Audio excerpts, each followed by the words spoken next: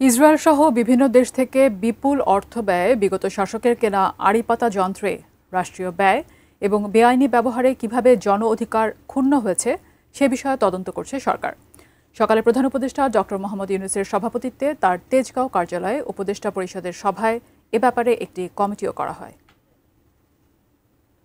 যাকে ইচ্ছা নজরদারিতে রাখতে বিপুল অর্থ ব্যয়ে কেনা হয় আড়িপাতার নানা উপকরণ। প্রাথমিকভাবে এর ব্যবহার বিরোধী মতের মানুষের বিরুদ্ধে হতো বলে জানা যায়, কিন্তু পরে জানা গেল সব নাগরিকেরই গোপনীয়তা ক্ষুণ্ণ করা হচ্ছে। সম্প্রতি দেশি ও বিদেশি কিছু গণমাধ্যমের রিপোর্টে এসব তথ্য জোরালোভাবে আসে, যা উপদেষ্টা পরিষদ আমলে নিয়ে তদন্তের সিদ্ধান্ত নিয়ে নতুন কমিটি করেছে। প্রায় $300 মিলিয়ন, কেউ বলছেন প্রায় $200 মিলিয়ন সার্ভেলেন্স ইকুইপমেন্ট কেনা হয়েছিল এবং রিপোর্টে এসছে যেগুলো অনেক কিছুই ইসরায়েল থেকে কেনা হয়েছে।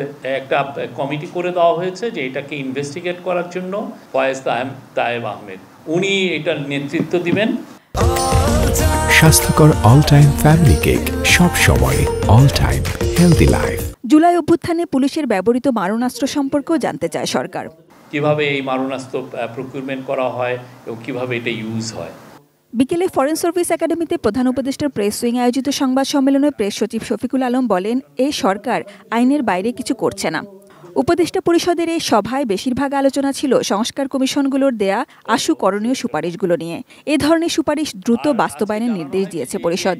367টি যে সুপারিশ যেটা বাস্তবায়নাধীন আছে বা তার মধ্যে 37টা বাস্তবায়িত হয়েছে, এগুলো অনেকগুলোই আমাদের এলডিসি গ্র্যাজুয়েশনের ক্ষেত্রে এই সুপারিশগুলো কাজে লাগবে। শেখ হাসিনার আমলে প্রচুর লেবার লিডার এগেনস্টে অনেক রকমের হয়রানিমূলক মামলা করা হয়।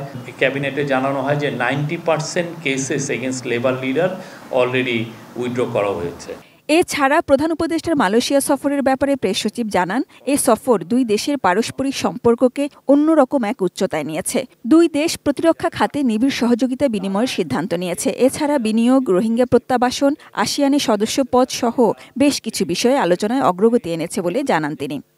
মালয়েশিয়ায় যে বাংলাদেশি মালয়েশিয়ান ওয়ার্কাররা যে বেনিফিটগুলো পান, সোশ্যাল বেনিফিট বা যেই সোশ্যাল প্রোটেকশন পান, ঠিক সেই ধরনের বেনিফিট তারা এখন থেকে এনজয় করবেন।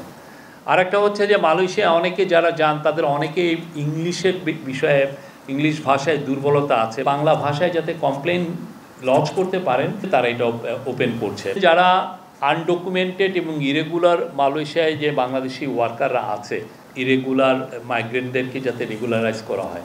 সাজিদা সুইটি, এটিএন নিউজ, ঢাকা।